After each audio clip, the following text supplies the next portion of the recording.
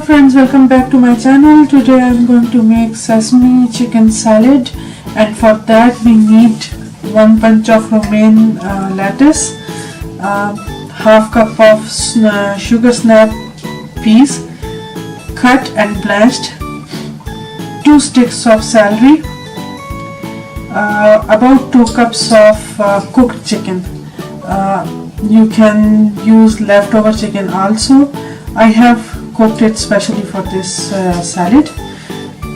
Some almonds, around 1 tablespoon, 1 tablespoon of sesame seeds, 1 orange, 1 small red onion. I don't have red onion at this time, so I'm using white onion.